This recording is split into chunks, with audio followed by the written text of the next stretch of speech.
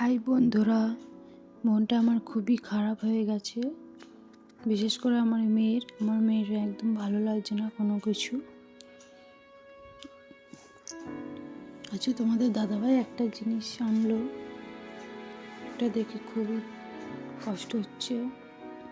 এই যে এটা হচ্ছে সুনুর, মানে যখন এনেছিলাম সুনুকে তখন ওর 1 মাস বয়স ছিল। এটা 2 মাস যখন হয়েছে তারপর থেকে একটা করে পালক আমি জমিয়ে রেখেছিলাম, 3খানা জমিয়েছিলাম।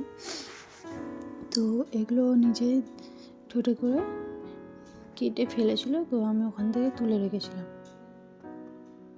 এগুলো দেখো, ও নিজে কেটেছে, দেখতেই পাচ্ছ।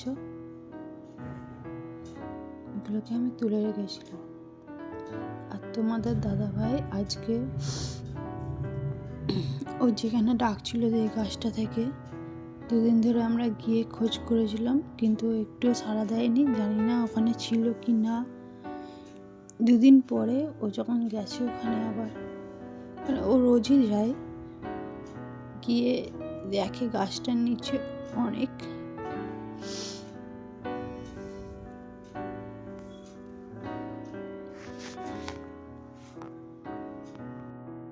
টিয়া পাখির পালক পড়ে আছে।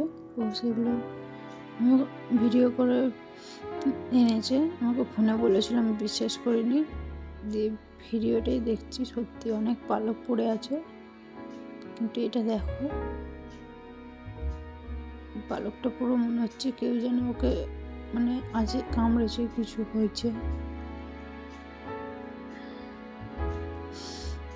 আমি বলতে ইচ্ছা করছে না এটা নিয়ে কথা, তবুও তোমাদের জানানোর দরকার ছিল। আমাদের শুনু আর নেই।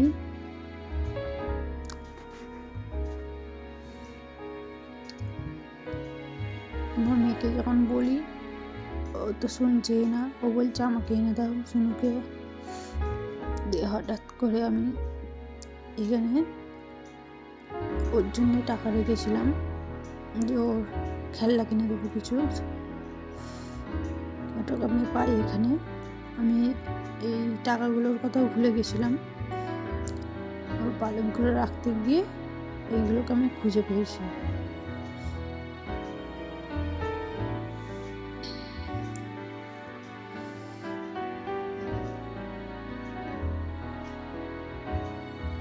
অনেকদিন ধরে খুঁজে খুঁজে জানতে পারলাম ও আর নেই।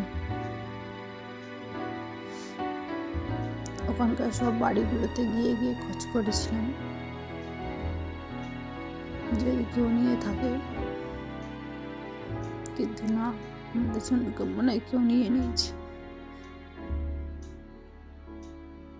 ওকে কামড়েছে কেউ।